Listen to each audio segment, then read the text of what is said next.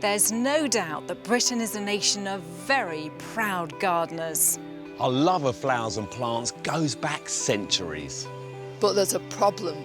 Not everything is rosy in our gardens. Our iconic plants are under attack from foreign invaders. Ancient woodlands are at risk of being lost forever. And our favourite flowers are disappearing right before our eyes. So we need you to help us in our revival campaign. We'll be inspiring you to dig deep and celebrate the best of British. As we reveal the country's most stunning gardens. And sharing our top gardening tips. It's time to rediscover our passion for plants. And breathe new life into our gardens.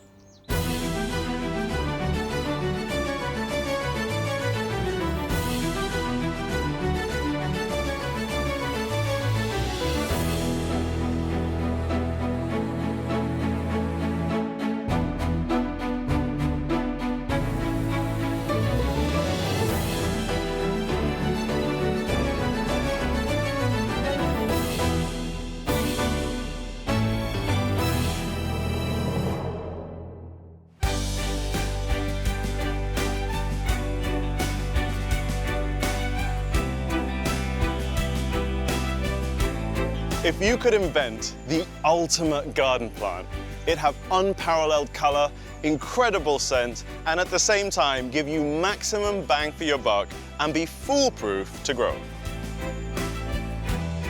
There is one plant that ticks every single one of those boxes. It's this little guy, the lily. And us Brits just don't grow enough of them. Sadly today, they are only seen as flowers that belong in vases and far too exotic to grow in our great British climate. There is so much more to this horticultural superhero than the standard cut flower staple, and I believe they deserve a place in all our gardens. On my revival, I'll be tracking down some amazing lily varieties. Look at this strapping 7-footer. Hunting for some tiny terrors that are a real threat to our lilies. Oh, wait, I think I found the culprit. And giving you all the tricks of the trade for growing these incredible flowers at home. You will get a clump that will get bigger and better every year for decades. And that's my kind of gardening.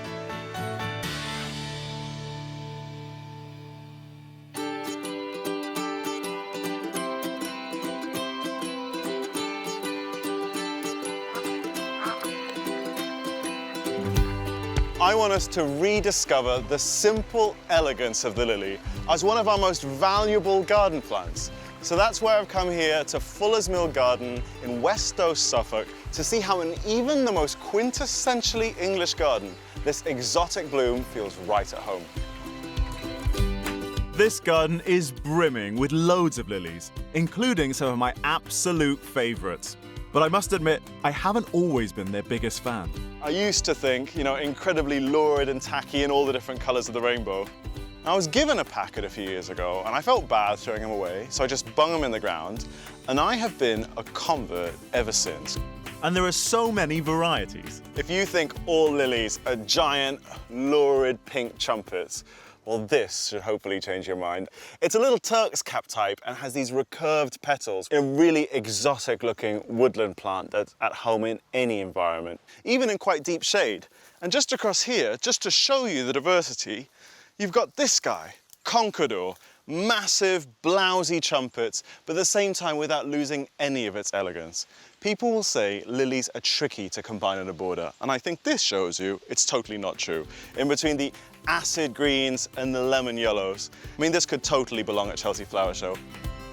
Unfortunately, this dazzling range is just not available from our florists and supermarkets. And if we don't start planting lilies in our gardens, many varieties could be lost completely. To start my revival, I've travelled to Northamptonshire to investigate the history of the lily and discover why so many varieties exist today. Growing lilies is about all-consuming passion, and we've been cultivating them for over 3,000 years all over the world. In fact, they're one of the first ever plants to make it out of the wild and into our gardens.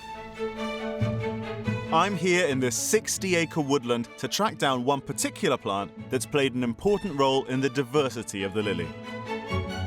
There are so many varieties here that hail from almost every major lily group, from Asiatics and Orientals to Martigans and Longiflorums. Tim Whiteley is the man behind this spectacular collection that's spread across this vast landscape. But finding the flower in question may take some time. Or maybe not. Tim, I need one of these. Talk about a civilized way to see a garden. Beep, beep. Zipping around in Tim's snazzy wheels is a great way of admiring his collection of exotic-looking lilies. And perhaps surprisingly, they all seem very much at home, thriving in our climate. So when were lilies first brought to the UK? Probably the Romans would have brought in the Madonna lily, which is certainly in pictures going back right into early medieval times. Commonly depicted in medieval paintings being held by the Virgin Mary, the Madonna lily became the symbol of purity for Catholics. Wall paintings of the flower have even been found in the ruins of the Minoan Palace of Knossos that date back to around 2000 BC. Oh, look at these ones coming up. These are Silk Road. They're an Oriental hybrid, and I'm very fond of them. Amazing. Even though the lily is one of the oldest of all of our garden flowers, we have more lilies now than there has ever been in the past. I mean, the 20th century just sees like this explosion. And this is all down to breeding. And one of the most prolific lilies used in breeding is right here. This lily is henryi. It's a species that comes from China and is very much used for breeding. So I know why we've stopped now. Check out this. Tell me about him. It's a very beautiful lily, and certainly it's one that's been used in breeding probably more than any others. Therefore, it is one of the most important lilies. Lilium henryi is regarded as a strong breeding variety because it can confer traits for health and vigor to its offspring, creating a range of supercharged hybrids. Today, people have the advantage of newly bred lilies, which are not expensive. They aren't difficult, and I'm hopeful that over the next few years you will see an expansion in the growth of lilies in gardens. This is the grandfather or great-grandfather of many, if not most, of the modern lilies. Lilium henryi, the stud lily.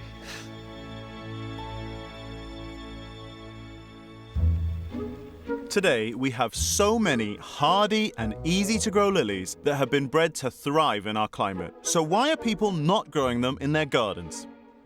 I believe the #1 reason why people don't grow lilies is a big fear of a small pest. So I've come to RHS Wisley, the nexus of all horticultural knowledge, to find out if there's any truth behind the hype. This is the red lily beetle. It was first discovered in Surrey around 70 years ago and can now be found across the UK. They appear in the garden from around March to May and lay their eggs from April to September. They not only eat lily foliage, but their larvae consume even more of the plant. Andrew Salisbury is a senior entomologist who knows a thing or two about these lily-munching insects. Do you feel that lily beetle has put people off growing lilies? I feel I know. I mean, I did a survey and I found 1/4 of people who had lily beetle said they wouldn't grow it due to that pest. I've read so many scaremongering articles about this. I'm imagining them to have tentacles and attack New York. Should we go see some? Yes. Okay. We'll go and find some. It'll be easy. Okay, so we've got a prime food source here, some amazing botanical ones. Will we be able to spot them easily? Oh, you should be, yes. I mean, they're bright red beetles. Oh, wait. I think I found the culprit. Is that 2 of them there? That is, yes, doing what they do all summer. Yeah, beetle on beetle action. But look at that, so you've got a breeding population, but you really don't have that much damage. It's fairly minor damage there on the leaves, and the plants will be fine and will probably come up next year as well. So the beetles certainly are pests, but they're not the real villains. The main thing to watch out for is the grubs. That's the thing which can really destroy the plants and eat all the foliage. They green on the stems and even the flower buds and flowers occasionally. Do they ever kill the plant? It does happen. Unfortunately, it does happen. So what are we looking for with grubs? Because they all look presumably completely different from the beetles. They do, yes. So they're covered in their own excrement. So if you turn over some leaves, particularly these leaves with a bit of damage on them, you may find one of the grubs. Ah, there we go. Oh, wow. Oh, look, there's quite a few on the other side of the stem as well, right? Oh, yes, yes. Yep, that's them. So that's when they're in their most kind of damaging state? Yes, yeah. Okay. And almost all the damage you can see on the leaves here has been caused by those larvae. Once hatched, the larvae set about devouring your plant for the next month. And if that wasn't bad enough, they cover themselves in their own excrement to discourage predators from eating them. I normally say, check your plants maybe once a week, just to make sure there's not too many grubs there, and remove the grubs and destroy them.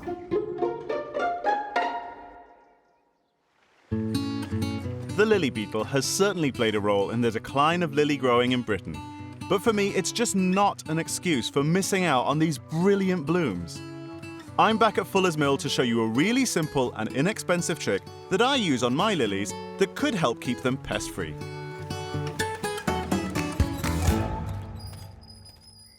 As much as people freak out about those little red beetles, they really don't have to scupper your plants for creating an incredible lily display.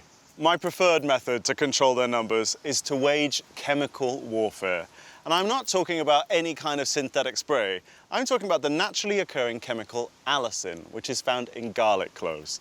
Now, garlic is a relatively close relative of the lily, and all you're doing here is hijacking a chemical that garlic has evolved to get rid of all sorts of pests and diseases and applying it to a lily plant. Everyone's got that bit of old garlic hanging out at the back of the fridge, and it's old garlic, which is likely to be richer in allicin. It's produced when the clove is damaged, and the best way to damage it to the maximum level is to chop it up as finely as possible, to pound it, or even better, in a blender. You're looking at about a bulb full of garlic with a litre of water and blitz down to the most fine possible paste. So when you've mashed your garlic up as fine as it's gonna go, all you need to do is just pour on some water. And you'll have like the easiest pest control ever. All I'm gonna do is pour that into this jug, just so it's a bit easier to get in the spray can. You can sieve the bits out, but I'm lazy and impatient, so I don't. There we are, natural insect spray, made from something kicking around at the back of your fridge and safe enough to eat. Not bad. Now to put it into action. The only thing you need to do to keep this strapping 7-foot monster in tip-top condition is just a light spray in the mornings and evenings when the sun is at least strength, and try and keep it off the flowers. And this should confer them a resistance to not only lily beetles, but things like slugs as well. I know what you're probably thinking, spraying your plants with garlic solution, yeah, it does smell. It smells a little bit like an Italian restaurant or freshly baked garlic bread. It's no bad thing to me. I like to really saturate the leaves, but soak right down to the base, because that's where things like slugs are crawling up to create their damage. If you can create a good foot-long barrier at the base, they may not even be able to get up at all. I'd apply this really liberally, probably about, I don't know, once every 2 weeks from the early spring. And this should give you show-perfect lilies every time. Pongy protection guaranteed.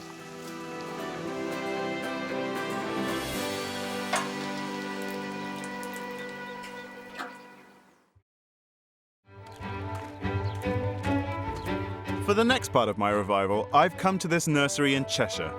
They've been growing award-winning lilies and exhibiting them at famous flower shows throughout Britain since 1994. Lorraine Hart and her family are renowned for producing some of the most stunning lilies, and walking through this sea of colour, it's easy to see why.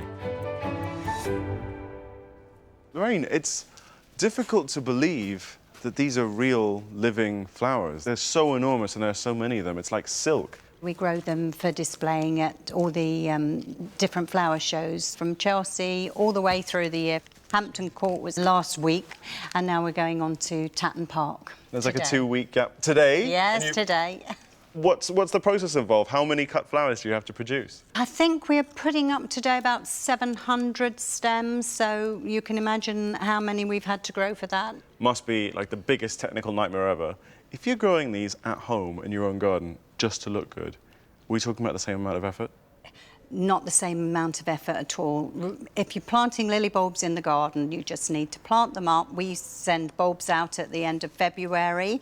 You can plant them then, and they'll flower in the summer, sort of from June till the end of August. How do you get them looking so damn good?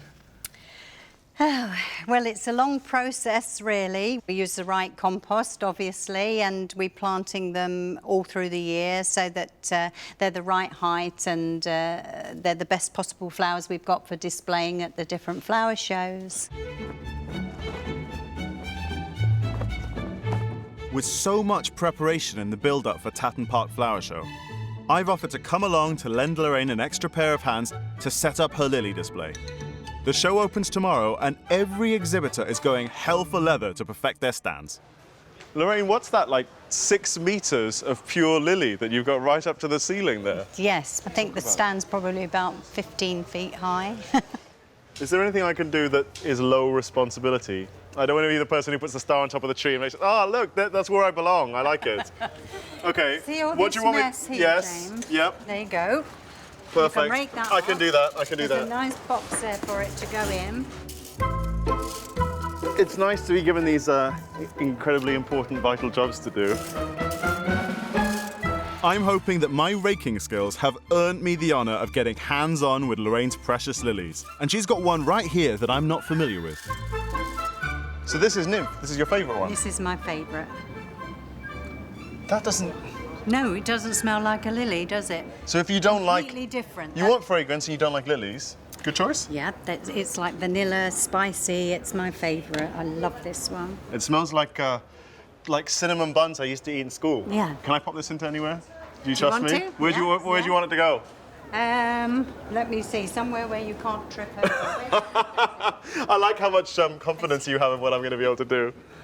Right, with this in place, you really get to see the full-on wedding cake effect. Look at that, tier after tier. Really nice, a really big pyramid of lilies, isn't it? It's looking great, it's looking great. I can't believe not only are these things growable in the UK, that they've been grown here. So I'm on a mission to revive the interest in lilies. Apart from this avalanche of flower here, what's your #1 reason why everyone should have at least one lily plant in their garden? They will grow just about anywhere, and they will come back every year without a lot of looking after.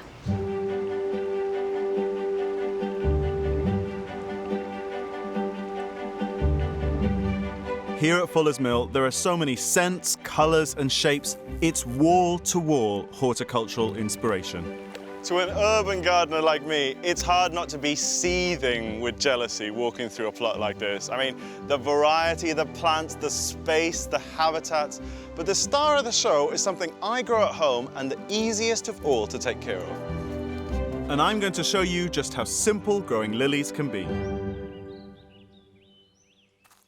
Lilies are such unbelievably generous plants that even when guys like this are just beginning to go over, you can plant new bulbs to give you effectively a conveyor belt of flowers right up until almost the first frost. This bulb, and it looks a lot like garlic because it's very closely related, has been kept in cold store, effectively tricking it into thinking it's still in winter. And it's such a powerful bulb that as soon as you release it out into this heat, that it starts to kick out roots from its stem itself and little shoots. And all you need to do is bury this in the ground and you could get decades and decades of colour out of them. Lily bulbs should be planted about 15 centimetres deep and the same distance apart, in a sunny spot with moist but free-draining soil. Once you've got them in the ground, however, you do not have to do anything. I've had my cheer lilies for at least 6 years. I have not watered them. I have not fertilized them. I have not staked them. It is insane that people will keep repeating how difficult lilies are to grow when this, I will show you the sum total of everything I do to my lilies in a year, and that's this. When they've stopped flowering, as in they've gotten rid of all these petals, they'll start to produce fruit packed full of seeds. Now that's quite an energy drain towards the plant, and I'm not really interested in it producing seeds or fruit. I just want it to concentrate on flowers for the next year. So all I do is I snip them off just about there. And all that does is it prevents them from wasting energy on stuff you're not interested, seeds and fruit. All that energy that the leaves are manufacturing, the sugars, are then sent right down into the bulb to fuel the growth of flowers for the next year. You will get a clump that will get bigger and better every year for decades. And that's my kind of gardening.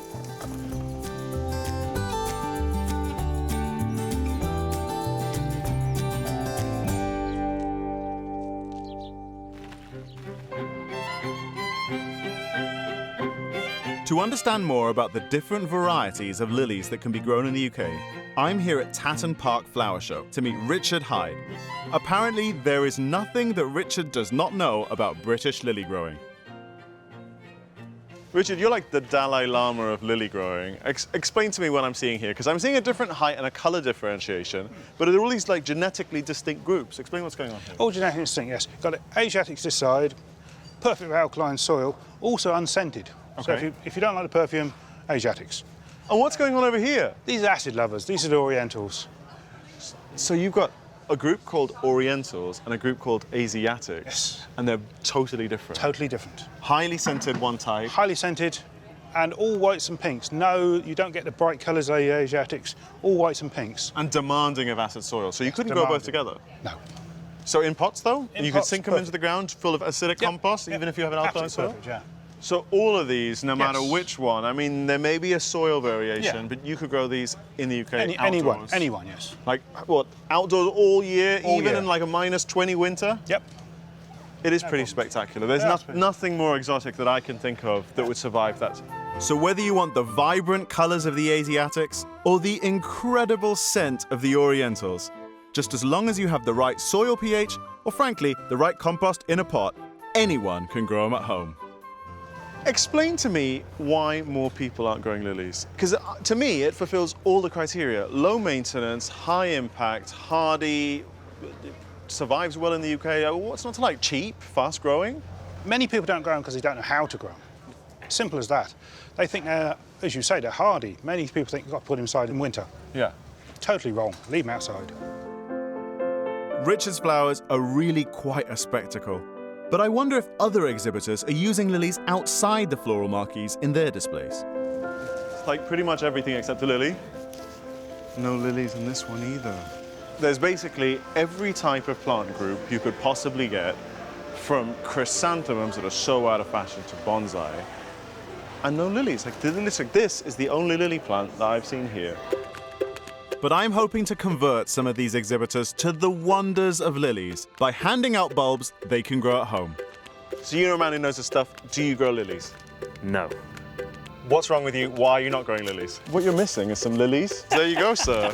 It's giant white flowers with like a cream backing to them. Things come and they go in the fashion of plant world. That's so there are so many different types. If lilies were like roses, where they're generally kind of similar, I could see it. But lilies are so different. You put in the least amount and you get the most out of them. I'll take Are you convinced? Super easy. You could get flowers within 12 weeks of planting. Oh, isn't that nice? Yeah. Thanks very much. Nice Yeah, to you're meet welcome. So here's your bag. What are you going to do with them? I'm going to put them in the garden. So we've converted you. Is that all it took? A free pack of lilies? Good luck with them. Thank you.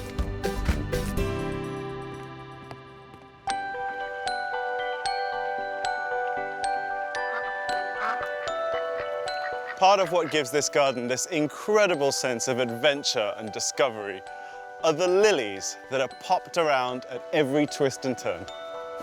I'm back at Fuller's Mill to show you some nifty propagating techniques that you can use to get the most from your lilies.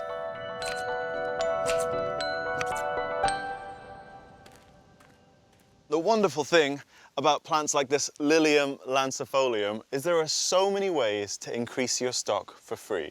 And my favorite, being a geeky scientist, is cloning. And before you roll your eyes, this is the only bit of kit you need to be able to do that, a paper bag. And that's because lily plants are capable of cloning themselves.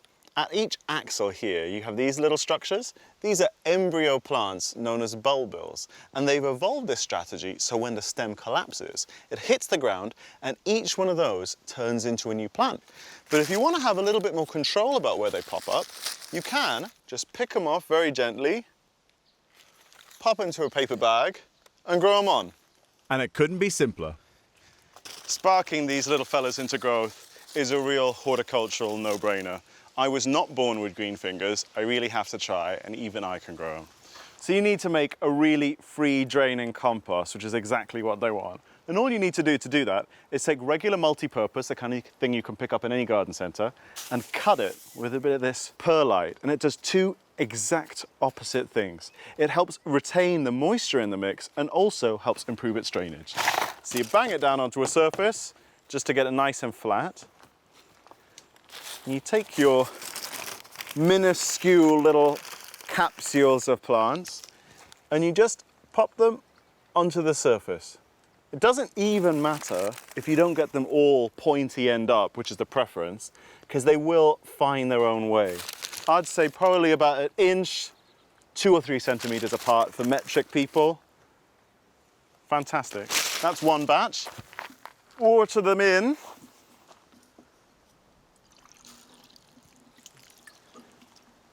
If you have a cold frame, which is basically a little area covered with glass in your garden, or just a sheltered position, you pop these in there, and I promise you, within a little of a year, your little clone army of plants will be ready.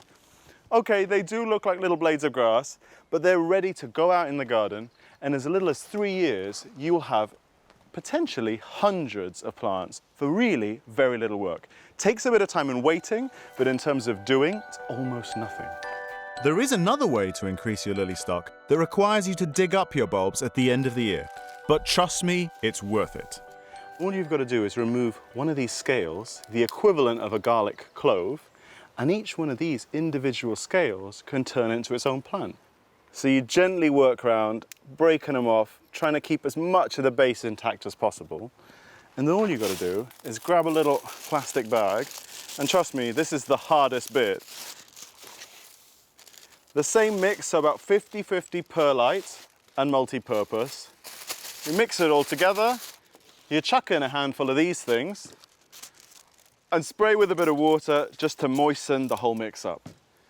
Seal the bag, give it another shake, and pop this in a relatively warm, dark place. We're talking room temperature, so about 20 degrees, 21 degrees. In a cupboard, just almost forget about them.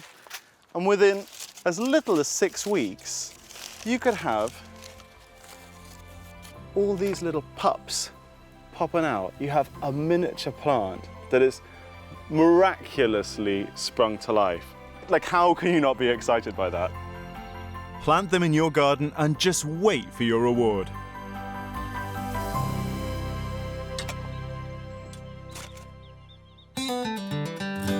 There is one lady in Cambridgeshire who is already a true pioneer for my revival. Pat Huff's garden is bursting with all manner of different lily varieties, but there's a lot more to her mission than just her garden. I receive seeds from all over the world, from our members who very generously donate their time and their seed to us, and then I get orders in from all over the world as well. Pat is part of the RHS Lily Group, that in the interest of conservation distributes seeds worldwide. It's so exciting to know that I'm spreading these wonderful, wonderful plants all over the world to keen growers. And the best part of the job is when someone sends me seed from a distribution some years ago and say, it's grown for me and I want to share it with other people. This is what the seed distribution, as far as I'm concerned, is all about. I believe in conservation through cultivation. The more people grow lilies, the more these wonderful plants stay in cultivation, because plants are fashion accessories and they can go in and out of fashion, and once it's gone forever.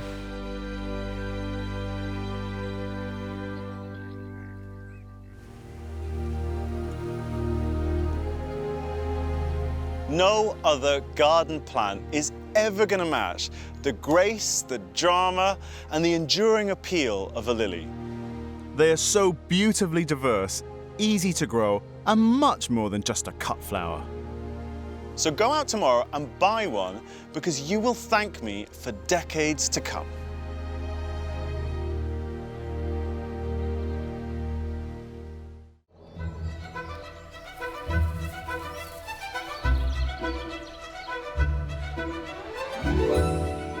Our woodlands are magical places, a sea of blue and green under dappled light. A fantastic place to find inspiration for your own garden.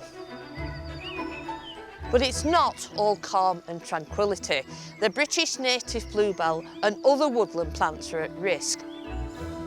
But we can help. In the past, woodland plants have been left in the shade in favour of the sun-loving, blousier, bigger plants. But we can all enjoy woodland plants in our gardens too. On my revival campaign, I'll be revealing how close to extinction one of our favourite woodland flowers is. This is British. And it's such a spectacle, isn't it? It's just gorgeous. Ah, now look. Constructing an assault course to put some of the nation's favourite slug deterrents to the test. There's a lot of protein there, really. It's a shame that we can't eat them out of existence. And we'll be showing you just how easy it is to grow a little bit of woodland in your own back garden. This is a lovely plant, and I've had the pleasure of seeing these growing in the Himalayas. Memories of magic.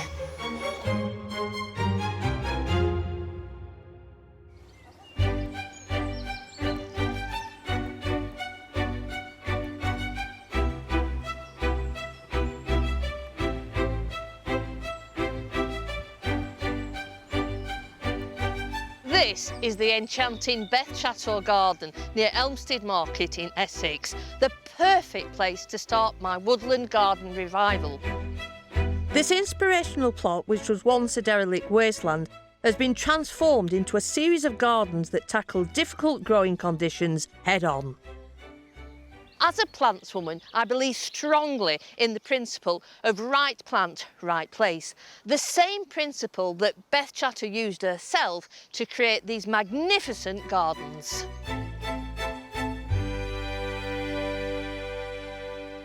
Sadly, our ancient woodlands are in decline, and one of our most iconic woodland flowers could soon be lost forever. The shade-loving English bluebell has been voted one of the nation's favourite wildflowers, and British woodlands are home to up to half the global population of this unique plant. And yet the sight of a beautiful bluebell wood carpeted in these spectacular flowers may be denied us within 20 years. The greatest threat to our beloved bluebell comes from a rampant foreign invader, the Spanish garden bluebell. Once confined to our gardens, the Spanish bluebell has jumped the fence and is interbreeding with our native variety, resulting in vigorous hybrids in suburban areas that pose a real threat to our English bluebells. So how do you spot the difference? The English bluebell, a one-sided flower that nods, dark blue flowers, sweetly scented.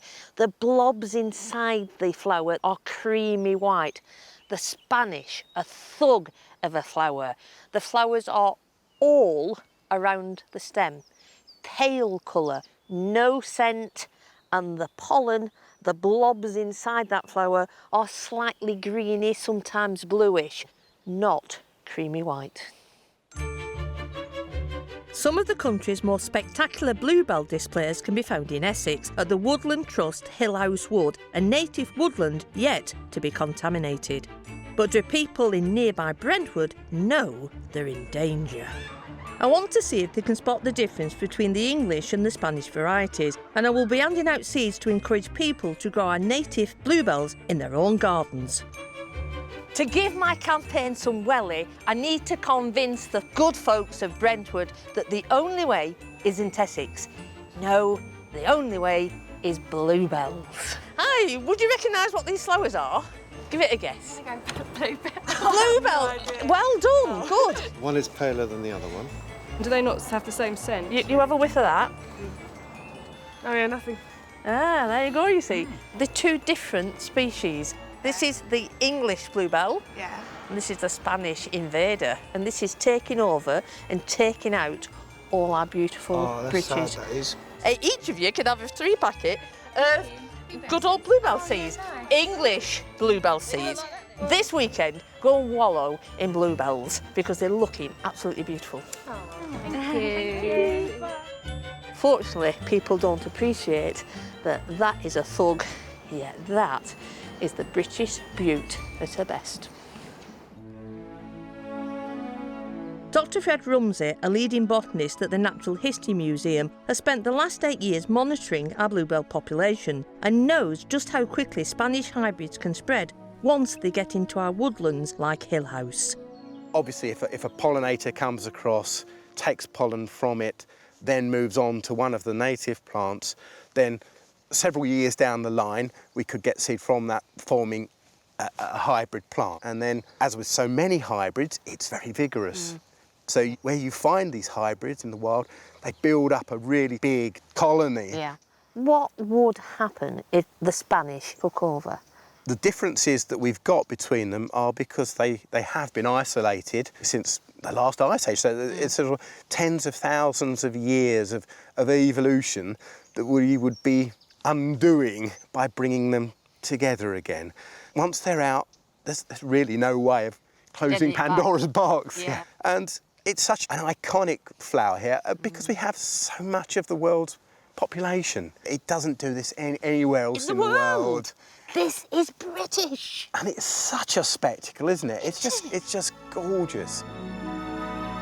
People like Fred have a real job on their hands now that the Spanish hybrids are out. But while there's little we can do to stop cross-pollination in the wild, we can all do something to help in our gardens at home. Native English bluebell seed is readily available, and by growing plants from seed, we can be sure we're helping to preserve the genuine article for years to come. So just get sowing.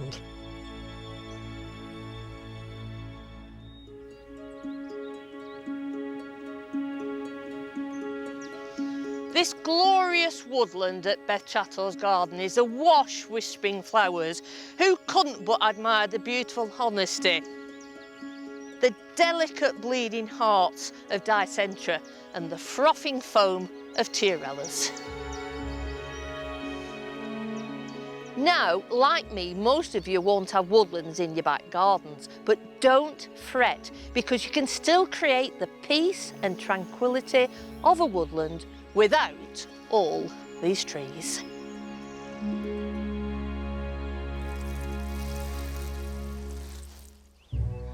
All you need is shade, and we all have some of that in our gardens. I've picked out a few of my favourite shade-loving woodland plants to get you started. For me, the queen of the woodland are trilliums. Whites, pinks, yellows, beautiful plants, but they've got to have bags of organic matter. By organic matter, I mean old leaves, old rotted compost, old rotted manure, anything that's got lots of bulk into it. It has to act as a sponge, retaining all that moisture, so this thing can erupt into colour, produce these exquisite flags of flowers, and then produce quite an elegant seed pod. It's the choice of choice for any dappled woodland garden.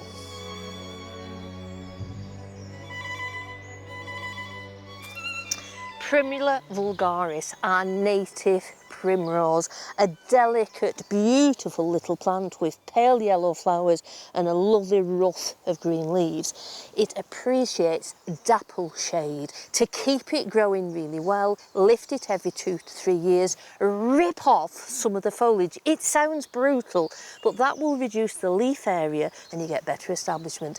A Bobby Dazzler plant for any dappled woodland.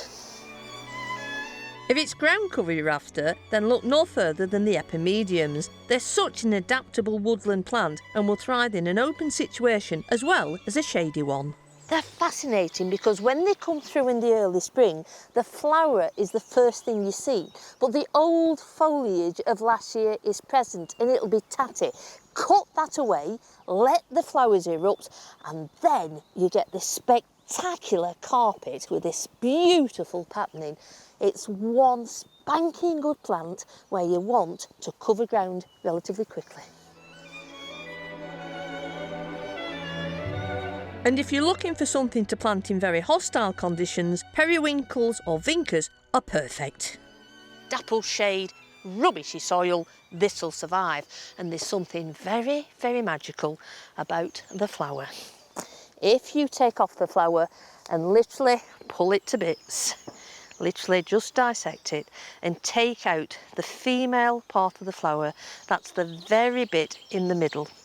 You reveal the template for the original Olympic torch.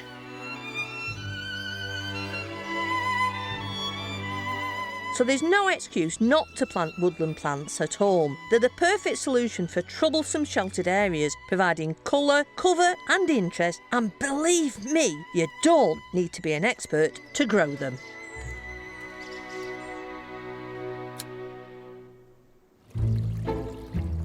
While many of us may dream of the perfect sunny plot, in reality our gardens are rarely sun traps. I'm in Hackney to visit two young chaps that have taken on the challenge of an ultimate shady garden. Ben Nell and Darren Henderson had little gardening know-how 5 years ago when they took over this mid-terrace home and its north-facing garden. But with a little TLC and the right shade-loving plants, they've transformed this tired London patch into a woodland paradise. Hi there, hello. Hi. Hello, Christine. This is rather fun, isn't it? Hey, goodness. Can I have a wander? You certainly can, yes. Coming into a Japanese woodland space. Yeah. Look at this. Lovely. We've got a small stream running through the centre. It's absolutely lovely. So what was it like when you moved in? Oh, completely overgrown. It was a massive challenge because we've never really come from gardening backgrounds. Right. We just went for it and we've just been hacking away most weekends. And you know what? You sit out here, you just wouldn't think you were in Hackney. Yeah. How would you consider the challenge of shade? You know, most people are daunted by that, but you two don't seem to have been. We did have to put a little bit of research in to see what would survive. And if you look behind you, we've got Pachysandra terminalis, which flowers, little white flowers. We've been very lucky with that over the last few years. Yeah. We've just plopped in a camellia at the back of the garden with a single head. So we're hoping that will survive. We make mistakes sometimes, and as you do. But, you know, you learn and you start to understand what grows and what doesn't want to grow, and which plants love, you know, a certain space. And, you know, now it's absolutely wonderful. Ben's not wrong there, and it just goes to show what can be achieved with the right shade-loving plants. In fact, the lads are so proud of their garden, they're opening it with the National Garden Scheme tomorrow and invited some of their friends round for a sneak preview. It's OK, lads, what do you want me to do? What can I help you with? Are you good at hairdressing? Absolutely. Well, we've got this nice ball for you to help us with. OK, so you want it clipping? Yes, please. Right. Have you got any newspaper? Evergreen plants like box and yew grow in sun or shade, providing year-round interest if kept under control. See it all dropping on the newspaper, very much tidier. It makes it a lot easier. Perfect. Next one. The same rule applies to a plant commonly known as mind your own business. A creeping perennial that likes dark, damp conditions, but it soon can get out of control. Can you see how it's coming over the edge? Yeah. You try pulling that up. It's quite stuck in. You can have a nightmare on your hands. Some contact weed killer will keep it at bay. Just use a tile or similar to keep it off the rest of the plant. By embracing dense growing evergreens that love water and shade, Ben and Darren have created their own woodland wonderland in the heart of London. All we need now is tea and cake. Hi. Hi there. And some equally passionate shade-loving gardeners. Go and have a quick trot round while we secretly eat cake. The great thing about a garden is that you're not only cultivating plants, but you're cultivating people. Friendships, relationships, exchange of information. Just listen to that chatter. Babble, babble, babble. It's what gardening is truly about.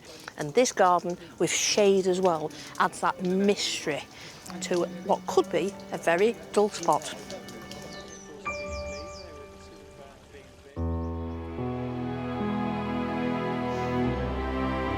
My fascination with shade-dwelling woodland plants started at a very young age, and places like these spectacular informal gardens have fuelled my passion ever since. I have very fond memories of the first time I fell in love with woodlands. My mum and dad had taken me up to the lakes and it was a sea of snowdrops. And a few weeks later, It was a sea of blue. And then they went. And it took me ages to realise that the magic of woodlands is all about popping up and disappearing and popping up and disappearing. And that takes place right through the season until it's absorbed into the earth and we have to wait for spring to enjoy it again.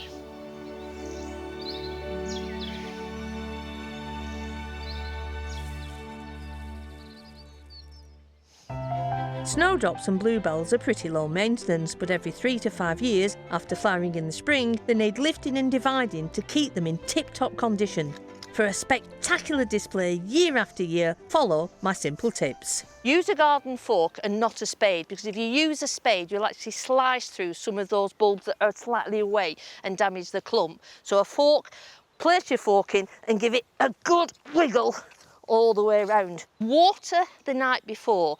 I like to feel that the bulbs are sliding out of the soil rather than being rasped out of the soil and damaged.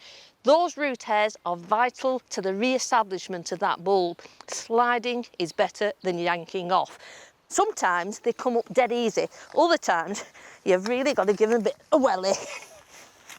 But it's very enjoyable. Oops. I've had a long love affair of snowdrops. As a kid, and I'm talking about a small 10-year-old, I used to go into our woodlands around where I lived, pick them, bunch them up with a bit of fern and flog them to people down our high street. You know, as a 10-year-old, you do these things, but don't do it at all because it's feeding. Once you've lifted your bulbs, the next job is to divide them. What I'm trying to do here is take just the bulbs without all the bits of weed. Sometimes when you do this, you'll find that they're so caked together that you can't separate them. In that occasion, use a knife, because sometimes, depending on the soil, you can't do this. This is a nice lightish soil. On a heavy soil, you'll be sweating for hours. Another woodland plant that should be divided between autumn and mid-spring are hostas, one of the best foliage plants for light to medium shade. Hostas are one of the staple plants of the woodland garden, but after 3 or 4 years they can often get to such a size they need to be divided. Lift them, having watered them the night before, and then using a spade on this occasion, and don't be worried, you're not going to damage them. You literally find a gap where you can get the spade in and literally have a good chop. And then this one I can do again. I'm going to get down there. Yeah, there. So here we've got an herbaceous perennial with a fleshy root. Unlike the snowdrop, which you would plant individually, this you plant as a clump. This wound will dry over, give it a good water, establish it, and up will come luscious leaves to enjoy all summer.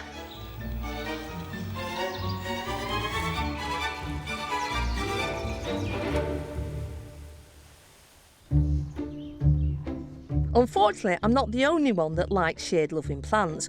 Woodlanders are favourite with slugs and snails too, which act like living composters in our woodlands and our gardens. But for me and other gardeners, they are public enemy #1. I've come to the John Innes Centre in Norwich to meet Head of Entomology, Dr. Ian Bedford, to find out more about my long-standing nemesis. Hi Ian. Hello, Christine. There's lots of different species, aren't there? But what have you managed to collect? Yeah, we've got about 30 species of slugs in the UK. Right. But only a few are actually problematic to us. You know, ones. Okay. This tiny little black slug. That's the so-and-so that does damage to potatoes, isn't it? Yep, that's the black garden slug. Then we've got a few species actually of keeled slugs. Oh, right. Yeah, they've got that sort of keel down the back, haven't they? Yeah, they look like an upturned boat. And then more recently, we have this invading Spanish slug, Orion vulgaris. How big can it get? Well, we've had specimens here that are growing up to 15 centimetres long. Yeah. Yee, gobs! Yes. They're absolutely amazing. There's a lot of protein there, really. It's a shame that we can't eat them out of existence. Well, it's a thought, but... Have they been introduced to the French? knowing what's inside these things, bacteria and the internal parasites, and I don't think it's a wise thing. And right, only teasing. Now that's a snail, so why have you got him in the box? Yeah, this is our common garden snail, which can be more of a problem on certain plants than the slugs. Hostas and things, aren't they? Yeah, they really do like hostas. So Ian, how do we control them? Right, well I've got a little demonstration that I've set up in the lab. Okay. We'll go and have a look, shall we? Yeah, let's. I've asked Ian to construct a slug and snail assault course for me to put some of the nation's favourite slug deterrents to the test in a completely non-scientific experiment. British gardeners use over 400 billion slug pellets every year to tackle this sticky little problem, as well as a whole host of organic alternatives believed to keep slugs at bay. But with the average UK garden thought to contain over 20,000 slugs and snails, do any of these old remedies actually work? Heading up my slug challenge are physical barriers like crust eggshells, abrasive grit, coffee grounds and copper strips, thought to give them an electric shock, and sunken beer traps to entice them in. Left overnight under close surveillance with an unprotected leaf as a control, which of my hostas will have escaped damage? Oh wow, look at this. Yeah, there's a bit of damage there, isn't there? Look at that. I mean, have they all been nobbled? No, that looks... No, that looks all right, actually. It does. Eggshells, they're supposed to be sharp and sticky and abrasive. That hasn't really worked. That hasn't worked. What about the old grape?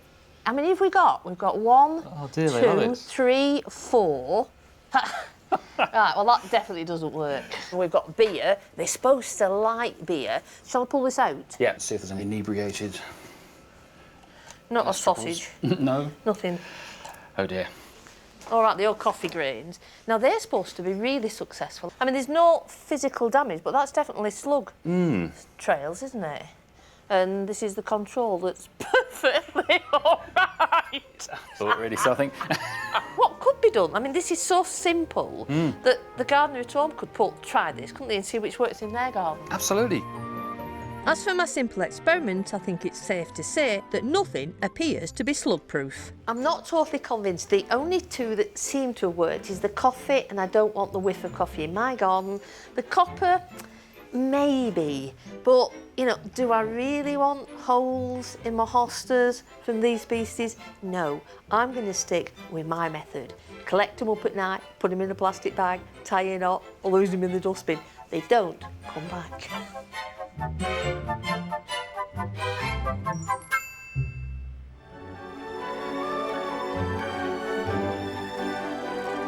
The aim of my revival campaign is to encourage you to grow shade-loving woodland plants at home, like Beth Chatto has done here in her stunning series of informal gardens. And the good news is you don't need heaps of space to do it.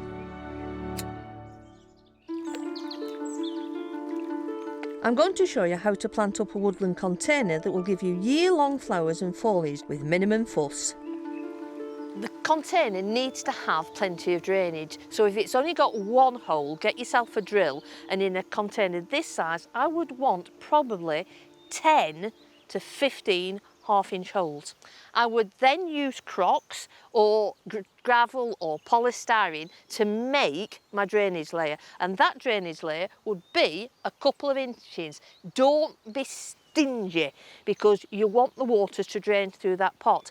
A Christine Wharton special tip is get yourself some fleece or old neck curtains and put that over the drainage layer before you put your compost on. The reason for that is I don't want the soil particles coming out in solution and being dragged down into that drainage layer and bunging it up. Net curtains or old fleece is just the job. Next, the compost. Choose one with a high level of organic matter in it. I'm using here some old leaf material and I've got some lovely, rich, leafy compost. Absolutely, I mean, you could eat this on your cornflakes. Now comes the magic of the plants. I'm going to put this in the corner of my garden. So I'm going to start from the back and move forward. If you was to view it all the way around, you'd start in the centre and then fill in. but this is going to be in the corner. So I'm going to start with something high. Dicentra spectabilis alba, a beautiful plant. I love this. It comes through in the spring, lime green, almost like it's looking ill. Most people at that stage dig it up and throw it away. Don't. Let it grow. It will then take on its beautiful green foliage, feathery, and will then go on to produce these spectacular little dancing hearts. It's a beautiful plant. What I tend to do first is just position them in place, and I've got that. So I want to pick up the white theme, so I'm going to run with something like a brunnera. And I'm looking, I've got a selection here, so I'm going to just play and see what... yeah, I quite like the white and the blue. And then, oh yeah, let's have a fern. When you're thinking of planting a container, think about the shapes, because what you want to do is get contrast. Oh, let's use a pulmonaria, the spotty lungworts. And then some of these corydales. This is a lovely plant. And I've had the pleasure of seeing these growing in the Himalayas. Snow on the ground and delicate, beautiful flowers. Memories of magic. Once you've done that, then it's a case of just filling in with compost.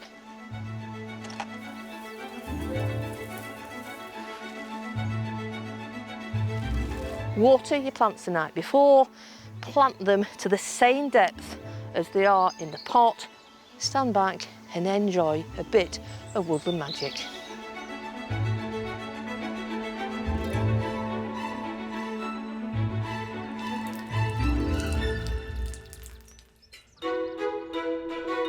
One woman who's passionate about growing woodland plants in her back garden is Vicky Fox, whose love of heucheras has seen her give up her day job and open a very own nursery. Yeah, I used to be a piano teacher. Once you start growing them, you realise how amazing they are. You become hooked on heucheras. They're really good for all positions. You can put them in the full sun, you can put them in partial shade. They're evergreen, they all flower. There's nothing not to like, really, is there? She's even started to breed her own varieties and have won gold medals at the Chelsea Flower Show. This is called heuchera lipstick. Fabulous plant. This flowers spring, summer and autumn. And this is a lovely one called pear crisp. It loves the shade, and we grow it under these trees, so it just looks like it's in natural woodland. And has so many different types of heuchera, she's now been granted National Collection status. This is a really, really old one, and it's called Coral Bouquet, part of the National Collection. Nobody else, as far as I know, has this in their collection. And of course, if we hadn't saved these, they wouldn't be around. But while enthusiasts like Vicky can help safeguard the genetic future of some of our woodland plants, I need you to help me revive these shade-loving beauties on a larger scale. So get out there and start planting.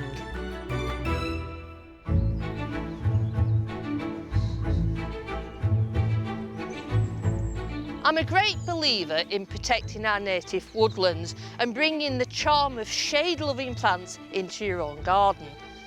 It's time to change our perspective about shade, to embrace the plants that thrive in it and create a little bit of woodland magic in all of our gardens.